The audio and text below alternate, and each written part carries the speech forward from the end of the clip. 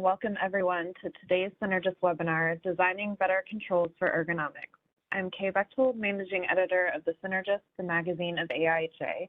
I'd like to thank everyone for joining us today, and especially Velocity EHS for sponsoring this webinar. Today's speakers are Rick Barker, Rachel Zoki, and Blake McGowan from Velocity EHS. I'll go ahead and turn the presentation over to Blake to kick things off. Hello, everyone. Thanks, Joy and Kay, for that warm welcome. My name is Blake McGowan. I'm a solution executive at Velocity EHS, and I just wanted to share my appreciation for AIHA providing this opportunity for us to share some excellent information. I am a certified professional ergonomist. I have been an active member of AIHA since 2008, so I'm excited to engage with the fellow AIHA committee members in general. We have an excellent topic today. We have two fantastic speakers. I think you're going to get a lot out of this session. My role today is to kind of collate all the questions. So I highly encourage you to type your questions in the chat. I'll start to organize those questions, and there's going to be enough time at the end of this webinar to address those questions. So please type those questions into the chat. At this time, I'd like to pass it over to Rachel. Thanks, Blake.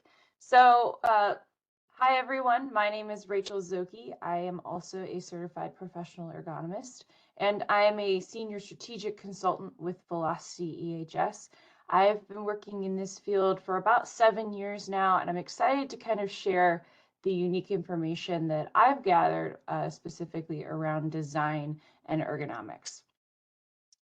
So to kind of go over real quickly just our agenda.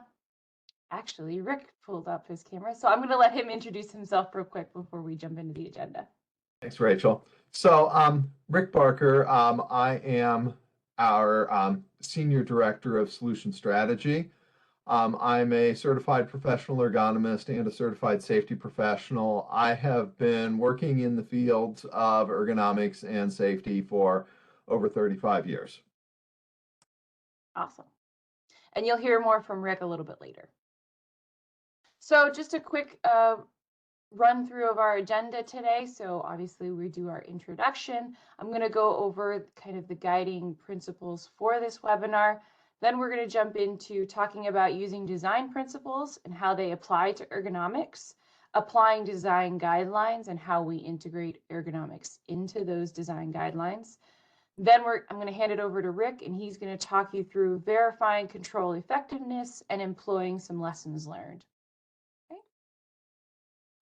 So there's when we talk about design and when we're talking about ergonomics, there's two kind of pathways that we can follow with design. The first is making changes to existing workplace. So this is probably what most of you are familiar with. These are, changing existing tooling, providing new tools, things like that, right? They're changes to what already exists. The other path that we need to be following that is probably least common to follow is the design of new workplaces or prevention through design and integrating ergonomics into that design in or new design process. So for most of the customers that I've worked with, the common state or where they're currently at for these two paths, in general, their issues with existing work environments is that they're making changes to fit a specific operator or a specific worker, or maybe their first shift workers, right? They're not necessarily branching out besides that person. There's usually little or no verification of whether or not that control was even effective, right? So they make a change, but they forget that follow-up step. There's usually a limited application of effective controls to similar jobs. So this is a really big opportunity for us. If you make a change on one job and it's been effective, how do you know that you can apply that, or how are you applying that to all similar jobs within your facility or within your organization? And then there's also a limited awareness of MSD risk. So people hear ergonomics, it is becoming more common, but they don't really understand what that means they should be looking for, right? Then when we talk about new design and kind of the common challenges there, ergonomics generally isn't even involved in the review of built or purchased equipment, right? A lot of times, if ergonomics is considered at all, it's way too late to change things, right? Because everything's already built, and that's when it's most expensive to change. Updates being made on existing equipment, they're not incorporating those problems or those changes that you have made with those existing equipment, right? You're not incorporating those changes into your new design. So you're losing that lesson learned when it could be easier to apply it, right? And then also, there's not usually an established responsibility for anyone to consider ergonomics in design. It's not clear in a lot of organizations within their new design process who is supposed to actually think about ergonomics and what they're supposed to do, right? So there's 4 tools for improving that control specifically related to ergonomics. The first is the principles of ergonomics for design. Then we'll talk about some design guidelines for ergonomics, verification of controls, and lessons learned. Right? So let's jump in straight to principles of ergonomics for design. So some of these, if you're familiar at all when it comes to general design principles or DFEA, these will sound similar, but we kind of put an ergonomic spin on them, right? So when should you focus on design principles? So specifically when we talk about the principles versus guidelines, when is the key time for principles? And that's when you're evaluating new product design and proposals, right? So when you don't have, you know, a lot of information, you're looking at brand new concepts, and you're thinking about things like accessibility and how many parts are going together, that's when principles can really guide you, right? Things that are principles looking at minimizing number of parts, right? Principles also are really key when you're navigating design trade-offs, right? So we don't live in a perfect world. Nothing can be 100%. So when we get into a situation where, we have competing risk factors and limited resources, how do we know where we should use those resources? How do we direct those decisions? And it's using the design principles as our guides, right? The limitations of these design principles, though, are that they're just guiding principles, right? There's no specificity to them. There's no hard rules, right? And they do require more expertise and experience to apply them correctly, right? You have to fully understand a principle in order to apply it. It's not a checklist or an easy number to compare, right? It's more of a theory to apply.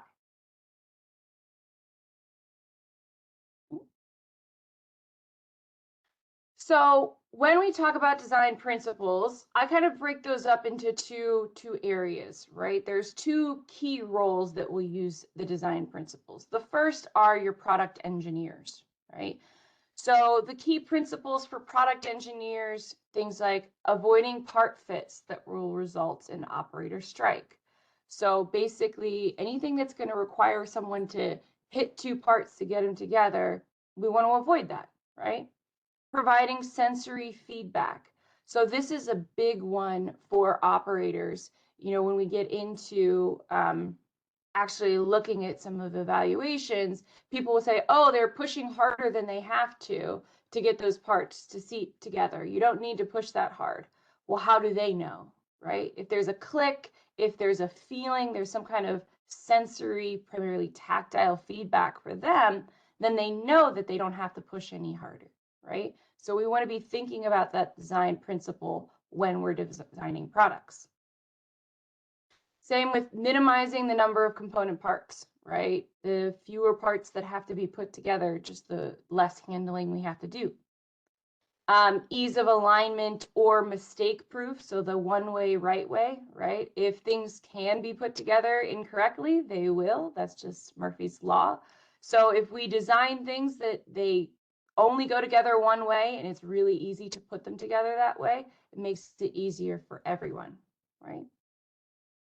Sufficient visual access. So it's especially for critical connections. So if operators and workers know, hey, these have to be fully together and fully seated, otherwise down the line, this whole thing is going to be scrapped because it's not going to work. They need to be able to see really clearly and easily that those things are going together, right? So we need to make sure that when we're designing those connections, that they're in a place where the operators can see it, right? And then ensuring that fit and force requirements are not impacted by parts at extremes. So this is a really common thing. I think there's part stack up is one of the key design engineering principles that most engineers are familiar with, but sometimes they forget about this key aspect. So it's important to be reminding them of it. If you have a supplier that is providing you parts and maybe they are at the absolute maximum of the tolerances you gave them, will those parts increase the force necessary to assemble your product? You know, it's really important that you evaluate those extremes. And if it does, then you need to change your extremes, right? Or you need to change your tolerances. Okay. So when it comes to designing these, using these principles, right? So what do I analyze before official CAD designs? So in this new product design process, maybe you don't even have CAD drawings, right? Maybe you're really, really basic. What can you analyze? What are the things that you're going to be looking for, right? You're going to be starting to think about what are the shape of the parts, you know, how are they going to go together? So things like, is there a taper on the hull? Are the, you know, what are the locating features, right? Where are they going to be gripping these parts? What are some estimated forces or weights of these parts? So if you are starting to think about what material those things are made out of, you know, certain materials are going to be heavier or lighter. Is it going to make a difference to your assembly, right? I highly recommend, if you are looking at these things at this process, if you're able to 3D print prototype parts, it's really, really helpful for these evaluations because you can actually play around with them and see, oh, when it was a drawing, maybe it made sense to grab it here and I have access for people's fingers there. But now that I'm looking at it and I'm looking at how these would go together, I don't think that people will grab it there. It doesn't make sense. So maybe we need to change what access spacing we're giving them based on where they're actually going to grab the parts, right? So then when it comes to design principles for manufacturing engineers or people who are responsible for equipment or tooling, any kind of industrial engineering, there are a couple of there's three main guiding principles. But one of the things that I get a lot is, you know, when should you design for the average, right? Why can't we just design for the average person? Won't that cover everybody? And the example I like to kind of talk through with this is a shoe example. So, you know, when it comes to, you know, shoes, right? If you went through your whole facility and say, okay, we're going to provide everybody steel toes, but we're going to try and save money and get one size for everybody. If you went out and you took everyone's shoe size and you averaged it, and then you gave everyone that, you know, that pair of shoes, right? The average men's size shoe in the US is a 10.5. The US average for women's is an 8.5, which is actually a size 7 in men's. So I'm just going to say, okay, everyone gets a size 9, right? How many of you are going to actually be comfortable in that shoe, right? Some people are going to be going, oh man, I'm going to have to wear 3 pairs of socks, right? And other people are going to say, okay, I guess I'm going barefoot because I can't fit. So average generally we avoid it in design because you're actually accommodating the fewest people, right?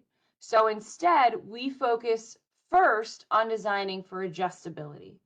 So if there are large or awkward handheld components, parts, things like that, or there are high forces, right, or heavy objects, or if there's high frequency and really fast-paced work. So, cycle times that are 30 seconds or less, right? We really need to focus on designing for adjustability because the other factors of that work are going to be very strenuous. So we want it to be as customizable to that worker as we can, right? Outside of those times, we can use what we call the design for extremes principle, right? So there's two extremes that we look at. The first is clearances, and the second is reaches, okay? So clearance dimensions are for the largest or the tallest. Usually we reference the 95th percentile male for that population, okay? So when we're talking clearances, that's things like doorways or access space, right? If your 95th percentile male can fit comfortably through, then everyone who's smaller than will be also accommodated, right? When it comes to reaches, we focus on the smallest or the shortest person. So generally speaking, that's the 5th percentile female for the population, right? So this is for things like being able to grab a part off a shelf or a box, right? Being able to reach a tool that's attached to, an ergo arm, things like that, right? So these are reach dimensions, which means that if that shorter person, generally a woman, if she can reach out and she can grab that part or she can grab that tool without getting into any awkward postures, right? Then anyone who's taller than her is going to also be fine, right? So how do we apply that for these principles for existing work environments? So we have to prioritize risk factors that are presented, right, based on their level of impact. So when you're evaluating, which principle applies where when it comes to existing equipment, you have to first think about what type of work is being performed at this station, right? So if it's a really visual, very detailed, high precision, maybe quality is super important at that station, it needs to be up closer to their eyes because that's the critical thing for them, right? They need to be able to see their work. If it's more of a general assembly kind of light work, right, then you want it to be more comfortable for their arms and their shoulders because that's where a lot of the work is going to be done. That's where the intensity in their body is, right? If it's super heavy work or something that requires a high force, you want it to be a little bit lower than elbow height, right? So that if they do need to start bringing in those bigger back muscles to safely generate that force, they don't have to get into any crazy awkward postures to do that, right? So once you have an idea of what type of work it is, then you can be starting to ask the questions about, how often is the job being performed? If it's a really high frequency task, we need to prioritize our resources there over tasks that happen maybe once a week, every other week, quarterly, things like that, right? And then when it comes to evaluating a situation, if you're looking at existing equipment and maybe you have a whole range of people that work that task and you want to know, well, how do I evaluate the risk at this station? Focus on what we call the worst case scenario, right? So if there's a lot of high things around that workstation, if there's a lot of far reaches, etc., I'm going to look at the shortest operator, right? Because they're going to be the person who has to reach the furthest. So they're going to be my worst case, right? If there's a lot of tight spaces in that job, maybe there's a lot of, accessibility concerns, or it feels like a little bit more of a squeeze to get where they need to go, I'm going to look at the tallest or the biggest operator because in those cases, they're my worst case scenario, right? And if I can address that worst case scenario, then I can make it better for everyone else, right?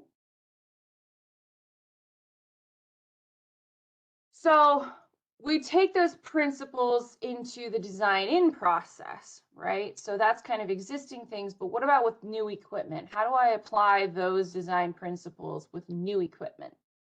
So what do I analyze before official CAD, right? Or official, we signed off on drawing and we're actually going to start building. What are the things to be thinking about? Well, first, I would say, again, similar to 3D printing parts, if you're able to make cardboard mock-ups or of the theoretical equipment, or, even go to an existing line that's maybe what you're basing on your new design off of, and kind of work through the flow based off of that, it can be really helpful to catch problems before you're actually building equipment, right? Some key things when you're looking at those designs: don't forget material flow through the station.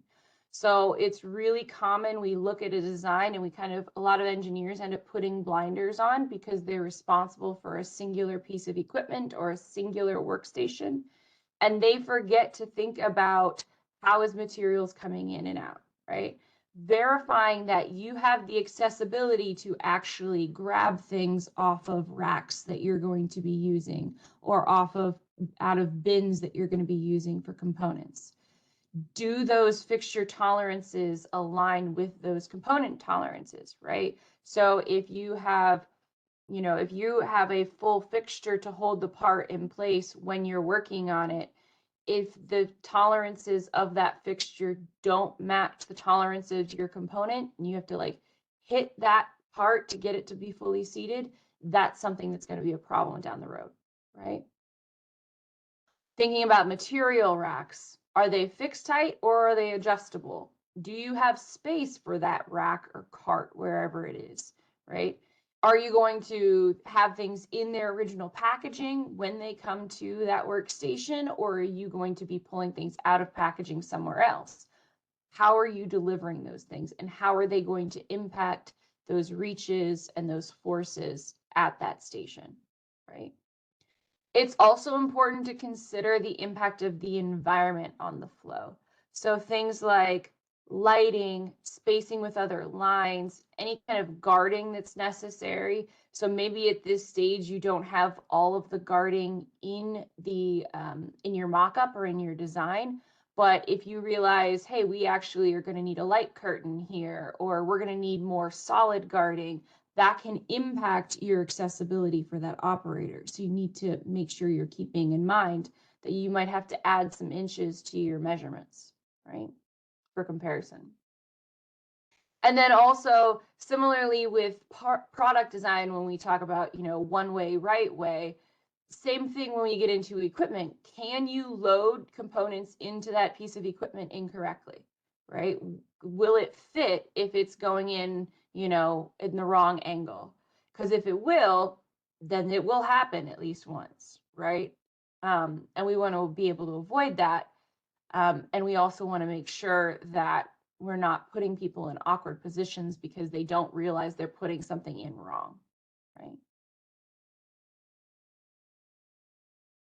So now let's talk, those are the kind of the principles, right? Those are the high level theories, the things that you're considering, all of those things that can help you make judgment calls, right?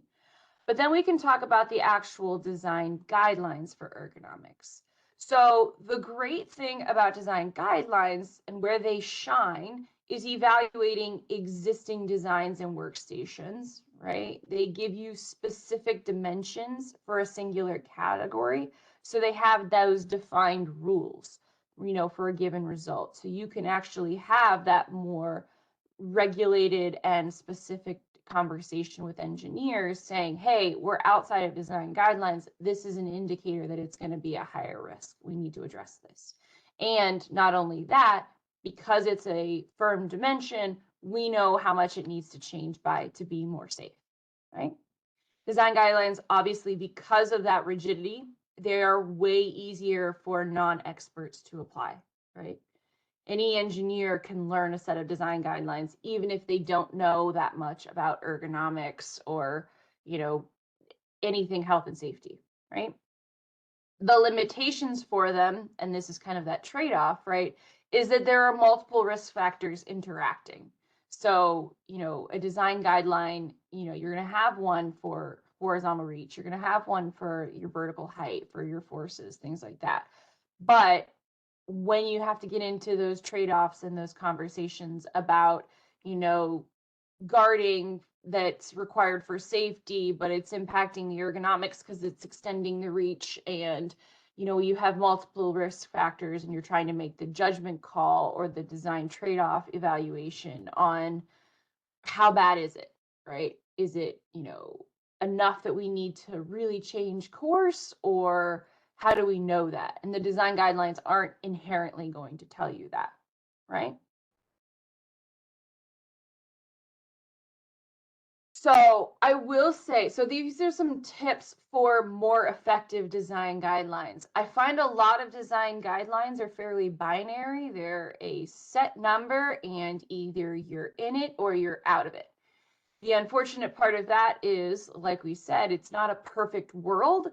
So telling an engineer you have to be at this dimension or else, how do you then come back and say, well, we can't get it there. The part doesn't fit in that, or there's too much variability in this. How do we function? How do we still build things? How do we still function as a facility? So I recommend that you have multiple ranges that can help you identify the level of risk instead of that very binary one. And then make sure that however you're defining those ranges, say what you mean and define what that means for them in terms of actions, right? So the 4 categories we like to use. So first is optimal. So optimal guidelines are that best case scenario. Generally, it refers to adjustability, right? So optimal designs are most applicable for jobs with high ergonomic demands. So in those cases where we are prioritizing adjustability, those are those cases where we're going to focus on those optimal ranges, right? Meets standard is just your target, right? That's your green target. If you meet the standard, it's going to be minimal risk exposure for the employees, and to the engineers that says we met it, we're good, you don't have to do anything else. Cool. Further assessment, it applies to a range that may or may not minimize risk exposure. So this is that yellow range, right? Where you can start having competing guidelines, and the yellow is where you start having to do additional, more detailed, more specific evaluations to say, is this actually a problem in this situation or not, right? And that usually is when you need to have some kind of ergonomic specialist approving that design and doing those detailed analyses, right? And then criteria not met. So if it is not technically or financially feasible to meet the design criteria, right? This is where I kind of consider this the red range. So if the design is projected to have a high risk of MSD, right? So this basically says this is red, and either we need to make a change or senior leadership needs to acknowledge and approve this level of risk exposure, right? So some examples of these design guidelines for product, what they usually end up thinking about a lot are grips, right? The type of grip. So you can have a chuck pinch grip, so meaning your finger and your thumb are directly opposing each other, right? Or you can have a key pinch grip, right? So your fingers pressing against the top of your thumb is pressing against the top of your fingers, right? And so then you can consider, okay, which type of grip is it? Is there risk deviation or not? How frequent is it? Where does that force fall, right? And you can use this kind of table to help engineers figure out whether or not that force that they're estimating is safe. So when it comes to using design guidelines to evaluate new product designs, the first thing you have to always do is orient yourself to where the operator will be positioned when accessing the product, okay? So when you're looking at, your CAD drawings, or you're looking at the 3D printed parts or prototype parts, whatever you have, you need to first think, okay, where, which design guideline is going to apply to how they interact with this part, right? How are they holding it? How is it going together? Okay, what assembly forces are involved in putting it together? And if I have to have a finger in a hole in order to get these two pieces to go together, do I have enough space in that hole for a finger to fit, right? So you're thinking about assembly forces and accessibility, right? Then you're going to review the order of component assembly and kind of the origin of each component. Are you getting it? Are they one by one on a rack and you can just pull one as you need? Or is it going to be more of a bin situation? So you're just going to have to pluck one out of a bin. If it's in a bin, is there a risk of them getting tangled, or is it going to require more force to separate them, right? Also, when you're talking about assembling multiple things, are we starting at the top of the product and working our way down, or are we going from the bottom up, right? That's going to impact what your accessibility requirements are, right? And how you're gripping things. And then again, those environmental factors, right? So a lot of parts, especially, components in modern manufacturing, they're usually made out of some kind of form of plastic, or any of those materials that can be really sensitive to things like heat and humidity or sunlight. So if you are working on a design for a product and you know that that's going to be built in Mexico, you need to be making sure that you're keeping in mind how hot does it get in that plant in Mexico in the summer? What is the humidity like, right? Versus I'm actually building that in a plant in, say, Kansas or in Michigan, and it might get pretty cold. What's that going to do to these materials? How is that going to impact my assembly forces, right? And there are design guidelines for those different components. So specifically for manufacturing, here's some examples of design guidelines that are pretty common, right? We talk a lot about material handling when it comes to kind of the manufacturing engineers, right? So where are things going to be stored and accessed? So you can be thinking about, we always start obviously with our optimal zone. So that's that green zone. Anything that's super heavy or going to be accessed really frequently, we want to prioritize them to get it into the optimal zone if possible, right? And then we kind of work out from there to the comfort zone and the extended zone, right? So ideally, when we want to keep things out of the extended zone, right? If it's a very, very infrequently or super light, we have that flexibility, but we want to be focusing on those green and yellow zones, right?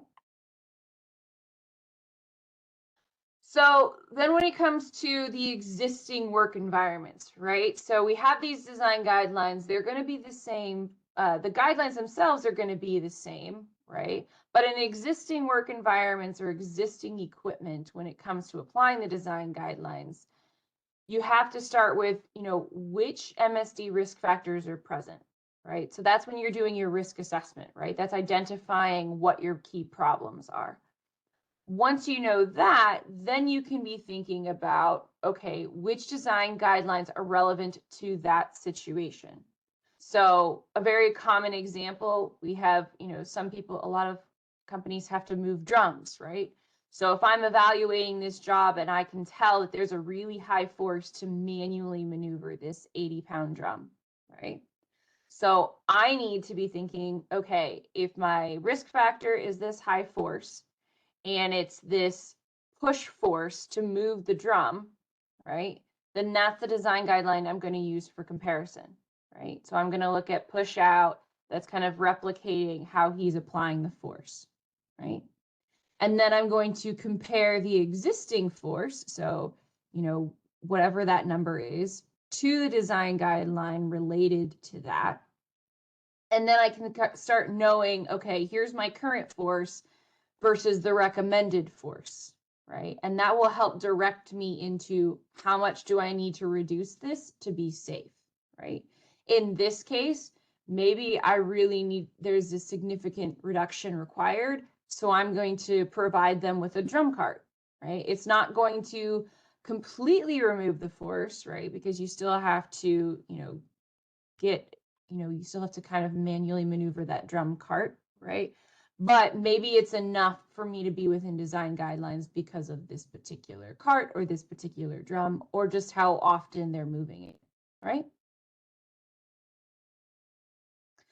But when we talk about using those design guidelines in equipment, I'm going to let Rick jump in here, and he's going to start talking about these design guidelines for new equipment design.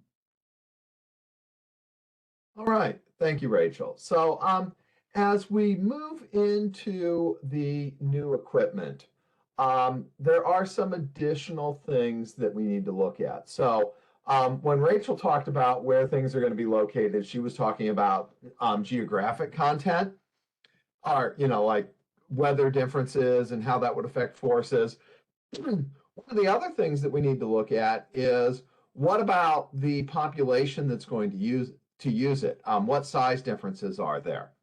And so the working heights that we want for that equipment going in Mexico is going to be different than we would want for that same equipment going in Kansas or Michigan. So we need to choose that correct population. The other piece we need to look at there is there may be times when you're building and you want this equipment to be able to be moved from one place to another. And if that's the case, then you want to make it so that it's going to accommodate all of the locations that it's going to be at. So the next piece that you're going to look at in this as well is you're going to be looking at the weight of the parts that are involved, the forces that are going to be applied, because this is going to allow some degree of variation from that ideal height. The heavier ones, the more forceful ones can move a little bit lower, and you may want to move a little bit lower. Lighter parts aren't going to be as sensitive to the height that it's going to be working at. So that's another one that we can look at as well there. And then also, Rachel hit on this a little bit earlier as well, but we're looking at how frequently this is performed. What's the cycle time like? Is this something that happens every cycle, or is this something that's only occurring during the changeover aspects of the job? Because all of these are going to affect how we interpret those design guidelines and how we address anything that might be an outage from that design guideline. The element that I suggest focusing on is choosing the worst case scenario. If the worst case scenario is acceptable, then all of the scenarios should be acceptable for it. So we're going to be looking at things with that, like the hand working height, the horizontal reach that's going on, the parts presentation, heights, reaches away, distance away, walking for it, turning for it, and things like any suspended tool heights. And then when you've looked at those different interactions that the person is making with their equipment, you're going to next look into the status of each one of these. So is it something that is within the range that you've set out for the design guideline? If this is the case, then you have a low risk of injury and you're not going to need to make any changes. Or is it something that fell outside of those design guidelines? Now, there are a couple potential pathways if it falls outside those design guidelines. One of those is you create a plan for how you can bring it back into those guidelines or make the adjustment in your design that brings it back in. There's also cases where it may not be feasible The technology may not make it feasible. The finances of it might not make it feasible. And so you still have a residual risk for MSDs. And you haven't been able to address that in your design process. And this is where it's really useful for your organization to have a clearly outlined process to go through when you run into these. So some elements of that include having a clear gatekeeper. You need someone who can determine whether or not a design is acceptable. So it's essentially an acceptable level of risk conversation. And whoever's going to make that decision, it shouldn't be someone who's directly responsible for engineering the design. It needs to be someone who has the overall accountability for what your injuries and MSD risk is within your plant. And it needs to be someone with the authority to either make the approval for going forward, or to say, no, we're not going to accept delivery. We're going to push that off. We're going to pay the extra and fix it. To me, this is usually at a higher management level. That should not be the safety manager's decision at the plant, or even probably the safety director for the corporation. This is probably a plant manager, a corporate operations director, VP of operations that is saying, we understand the risk, we understand why we don't think it's feasible to change, and we're accepting this in its current state. So have that clear process. Think about who needs to be in that approval link, and then what they need to understand to do that approval well. So wrapping up the last couple sections, verification of controls. So we want to make sure that whenever we've invested in a change, that we've got proof that we reduced the risk. We know we did some good. So the check it part of a continuous improvement process.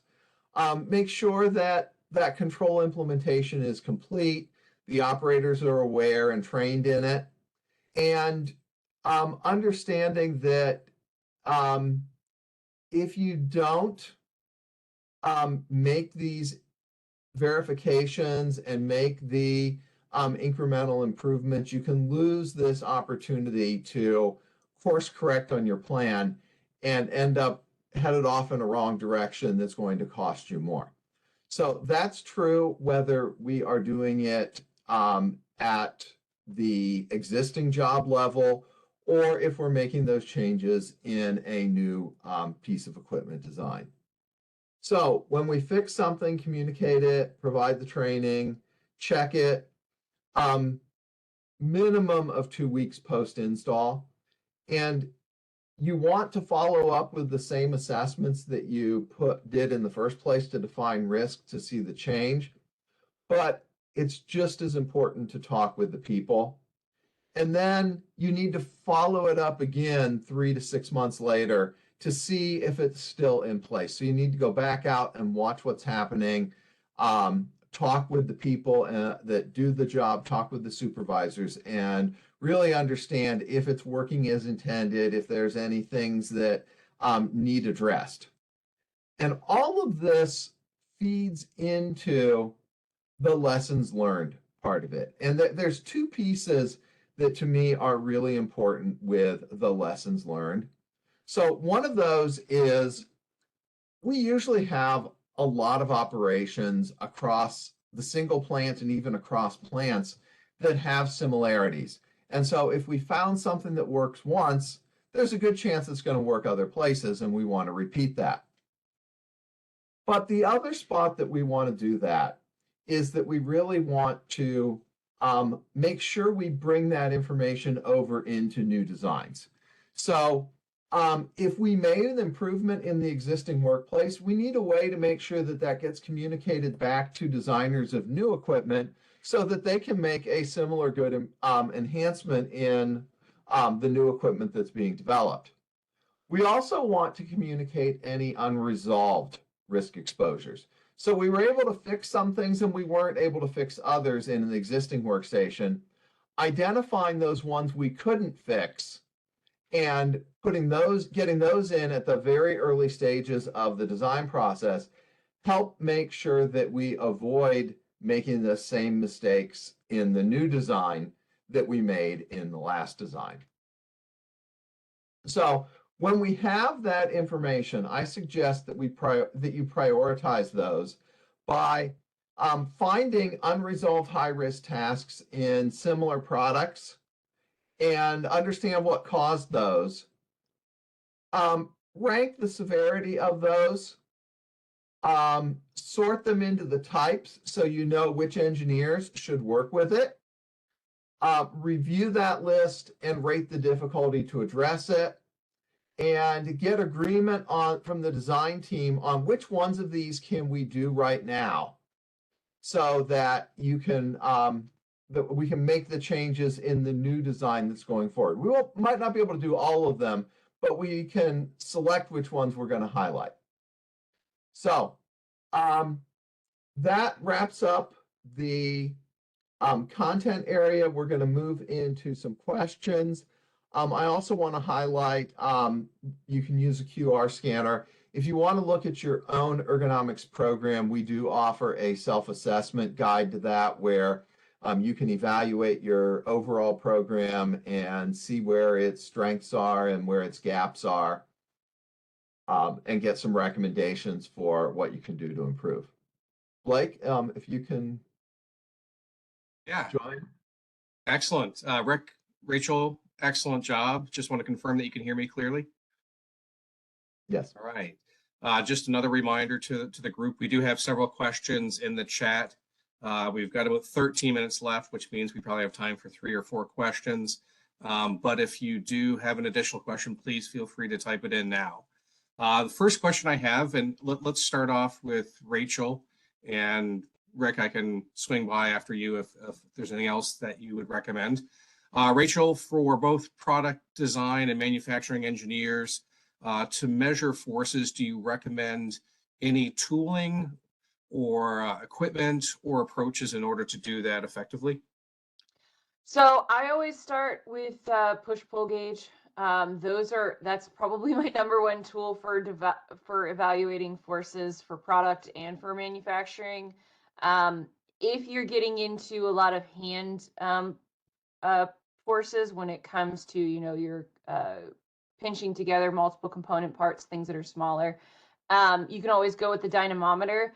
I will say my experience with dynamometers, I tend to limit their usage to people who are a little more expert and maybe are a little more detail oriented. So I don't necessarily give those to everyone, but I have found that almost any engineer can handle a push-pull gauge and gets you some good forces there.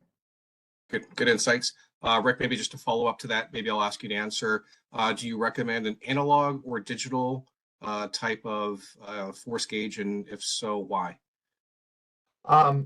Personally, I tend to go with the analog gauges. The level of detail that we're generally looking at in ergonomics is not down to several decimal points of accuracy.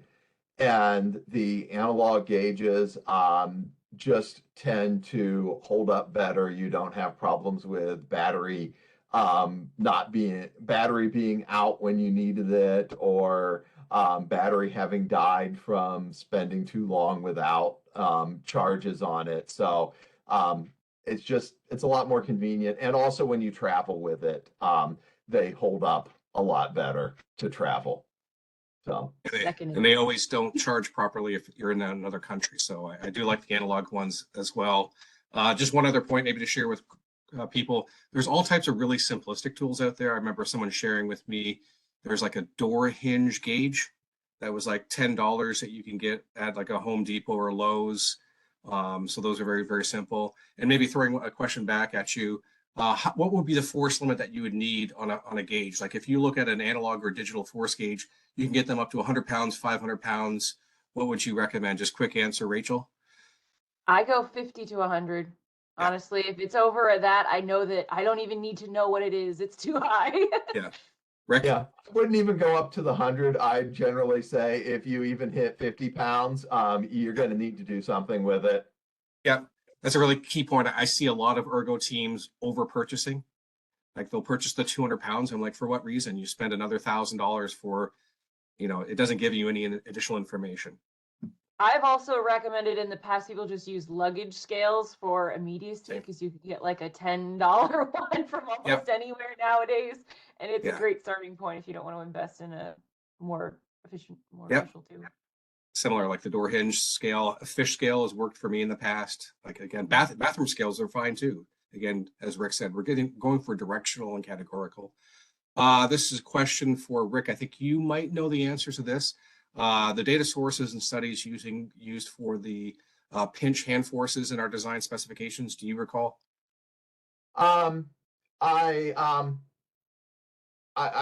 don't recall exactly off the top of my head which studies they are. I think the key anytime you're using design guidelines is you want it based on healthy working age adult population. That's the driving element in there. So these were adult data that was published 24 years ago or whatever. On it, and those were all compilations of existing studies as well. Yeah, that's good. You prompted me. I can remember the author, but I couldn't remember the title. But it's adult data. I don't think it's still in print, but you could probably find one on some secondhand market. And I think a lot of our other ones are also supported by peer. Sorry? I was going to say you can find PDFs of them. Yes. With a little search time. Yeah. I think a bunch of the other design specs come from like Joel Court and Jim Potvin from the research and hand pack type stuff. Okay, good. List here. Getting lots of good feedback on the presentation, so good job, the two of you. Okay. All right, here's a good one. Maybe in your one answer, I guess, like pick one thing. What is the best way to convince upper management to apply ergonomic principles in the design process? Start with you, Rachel. Oh, my top thing for convincing upper management. I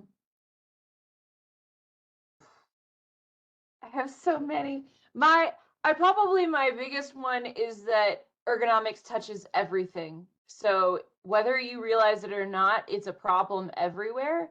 And it's a problem that if you fix one thing, it will kind of domino effect to improve a lot of things. So if you really want to be efficient in your resources for improvement and continuous improvement, start with ergonomics. Perfect. Rick. Yeah, and I think the point that I'll draw out, and I think it overlaps where Rachel was going with it, is that ergonomics is not limited to overexertion and repetitive motion type injuries. The impact of ergonomics is seen much more in things like the quality of getting pieces together, line stoppages as jobs are taking too long to do and people have to pause it, the time it takes to train someone, the turnover rates. So it's really important to understand that when we make jobs hard for people to do, we make it hard to get our product out the door in a timely and quality manner. And just helping people see all of the things that happen when you don't fit the job to the people who are doing it is really where I put my emphasis on it. Yeah, good points. And just to add to that, in my experience, it's always quality. If you can identify your top 5 or top 10 internal quality issues, I guarantee there's some massive ergonomic challenges associated with it. And one other, I limited it to one for both you guys, and I'm now changing the rules and giving 2 answers. The other one that I've really felt that resonated really strongly with engineers when I used to train a lot of engineers is how it impacts your customer in the field. So just imagine, some type of farming equipment, and they can't service that because they don't have that special tool, or the force to change something is incredibly hard. I found that changed engineers' behaviors. Like, that customer feedback was valued much maybe higher than the internal manufacturing team's feedback. So just another avenue to look at. There was a statement here on a good cheap source of anthropometric data, the DoD MilSpec Military Standard 1472. Rick, do you have any thoughts on that one? I just have one that I'd like to share. I'll just put out a couple thoughts on that one. One, you may end up overestimating what people can do, because the standard for the military is a little different than what people can do. And you also need to, whenever you're looking at strength capabilities, you need to not take, oh, people can do up to 75 pounds, so therefore let's make our guideline 75 pounds. You need to understand that when you're doing that repetitively, that you have to do it at a lower amount than that, if you want to not induce fatigue and long-term injury. So you're actually going to need to have some good multipliers that bring that number down. And usually you're looking at things that would be about a third of the maximum for something that's being done repetitively. Depending on how repetitively, there's some variation above or below that 1/3, but that's a good starting point from seeing stuff that has maximum force capabilities. It's a good point. And one is they're choosing a population that's a little bit different than the regular working population. And I also think it's from a time frame when more people were exposed to physical labor. And I think a lot of the population that's in the workforce now aren't always exposed to manual labor. So I do like your idea of having it lower in a third. So I'm going to try and sneak in 2 more questions. So I need really brief answers here. So Rachel, you've worked inside a lot of organizations and trained a lot of product design and manufacturing engineers. What is the biggest mistake they make? The biggest one is not considering the overall process. There is a very big tendency with all engineers. They get assigned a specific product or a specific piece of equipment, and they kind of put the blinders on, and they only consider that, and they forget especially material and process flow. I have seen so many engineers that design this beautiful workstation, and then they find out that, oh, the parts are coming in a box, and they tear down that box, and they literally, their process is to chuck it over the workstation because they didn't think about where else to put it. Good point. I'll jump on that one too, and I'll say, I'll give a different one, and that is thinking that because they can do it once or twice, that that means it's ergonomic and acceptable, rather than thinking about all the different size people who can do it and having to do it 200 times a day. I personally love to get those engineers, if I can, during runoffs to be the operator for the runoff, even if it's just for a couple of weeks. Yeah, they're so much easier to work with later on. when they're 6'6" and they built everything tall, they don't realize the problems they created for the 5-foot tall people in the organization. You hope they have a friend who's a shorter engineer. Sometimes that works too. All right, great stuff, everyone. I'm going to ask one last question to Rick. Again, quickly, as we got less than a minute or so, how would you consider ergonomics and the relationship with things like diversity, equity, and inclusion? Is there some type of relationship there? I think the biggest element there is that you're designing to allow a greater range of people to do the job, and so you're increasing the diversity capabilities of a job when you design for as many people as possible to do it. Yeah, excellent. I would say Wonderful. ergonomics done right is all about inclusion. Yep. Good. So, all right, we're right at the top of the hour. Thank you, Rachel and Rick. I think I maybe missed one question. If you didn't get your question answered, I posted my email in the chat. You can send it to me and I'll coordinate with Rachel and Rick. Kay, I'll pass it back to you. Okay, great. Thank you all. That was a great presentation. Unfortunately, that's all the time we have for today. So I wanted to thank Rick Barker, Rachel Zoki, and Blake McGowan for their presentation, Velocity EHS for sponsoring today's webinar, and to all of our participants. Please visit aiha.webvent.tv in the coming weeks for information about more new Synergist webinars later this year. And thanks to everyone again, and have a great day.